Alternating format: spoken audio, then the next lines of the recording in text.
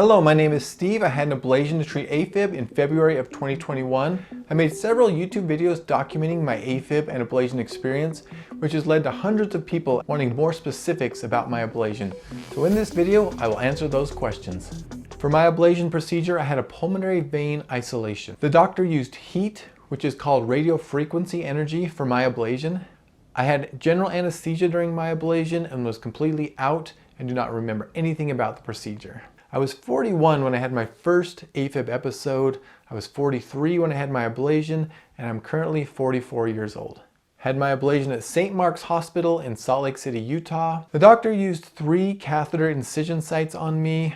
I had 1 in my neck and I had 2 in my groin. Yes, they did shave my groin area where they inserted the catheters, but they didn't do this until I was already asleep under anesthesia. So my actual ablation procedure took between 2.5 to 3 hours. The entire ablation day timeline went something like this. I arrived at the hospital at 6 a.m. I met with some nurses, got prepped, did some tests until about 7 a.m. At that time, I went into the cath lab. In the cath lab, I went with more nurses and a doctor, and they continued to prep me for the procedure. At approximately 7:15 to 7:20 a.m., I met with the anesthesiologist and he put me under sedation. The next thing I remember, it was approximately 10 a.m. and I was waking up in the recovery room. I wasn't in this room long before they wheeled me into the room where my wife was. For the next 4 hours, I spent on my back, resting and recovering. The nurse would come and check my incision sites regularly. I was encouraged to eat lunch. I met with my electrophysiologist who let me know how the procedure had gone. Then about 2 p.m., I was released and sent home. The catheter lab was very cold, which was unexpected. It was also a very large room full of medical equipment. There were several people in there, medical assistants, nurses, doctors working on the equipment.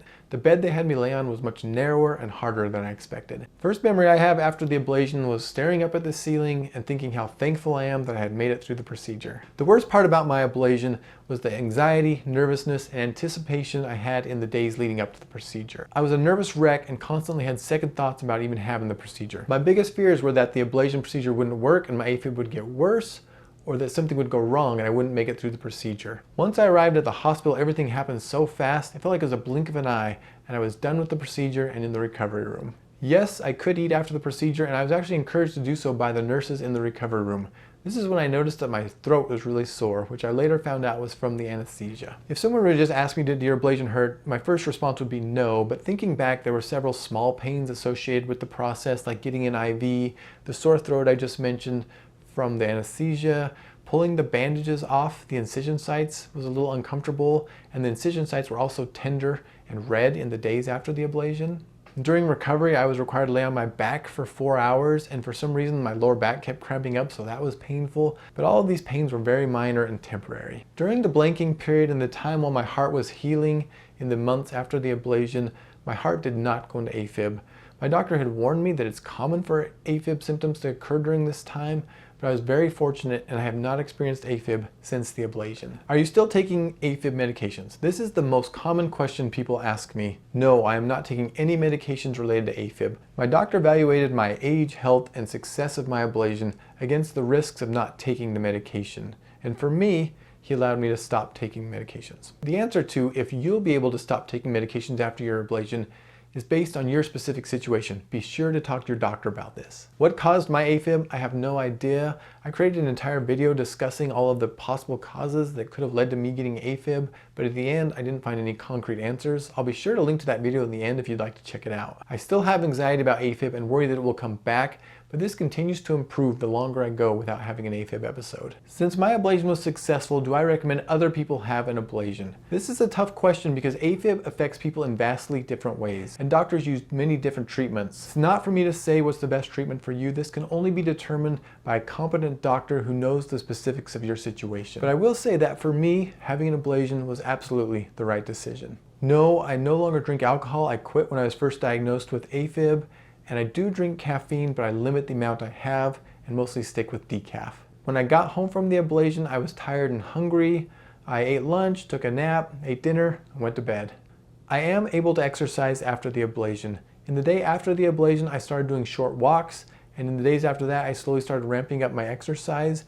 After the blanking period, when my heart was healed, my doctor put no limitations on what types of exercise I could do. I was really surprised by this. I thought for sure he'd limit high intensity exercises like CrossFit or sprinting, He said I can do whatever makes me happy. The medical bill for my ablation procedure was over $317,000, but I only had to pay a small copay to my insurance company. I was not able to drive myself home after the ablation. The hospital required that I had someone there with me to take me home after the procedure was complete. When I was having an AFib episode, it was obvious. It really felt like my heart was going to jump out of my chest. I know some people don't experience that, but the way I currently monitor my heart is I take note of how my heart is feeling in my chest. I regularly take my pulse. I make sure I go to all scheduled doctor's appointments with my primary care doctor and cardiologist, and I wear an EKG watch. It's really comforting knowing that I can take an EKG on myself whenever I'd like to. Probably the second most common question I get is, did your ablation work? Well, so far so good. I haven't had AFib since the ablation. I'm crossing my fingers that it stays that way, and I'm doing everything I can with my lifestyle to prevent AFib from coming back. I would have another ablation again if my AFib comes back and my doctor determines that that is the best treatment plan for me. I really hope it doesn't come to this and my AFib never comes back, but if I had to, I would have another ablation, as the process was much easier on me than I expected. That was a lot of questions. Hopefully that was helpful for some of you out there. If you got any benefit at all from this video, please press the like button, as that will help this video get out to other people who are struggling with AFib. Also, I have a favor to ask. If you're not subscribed, please do, as it will really help out my channel. I have a ton more helpful videos that I'll be making later this year, and you'll want to subscribe to make sure you don't miss out on those. I hope you are all well. Here are some links to some of my other videos if you're interested. Take care, and I will see you next time.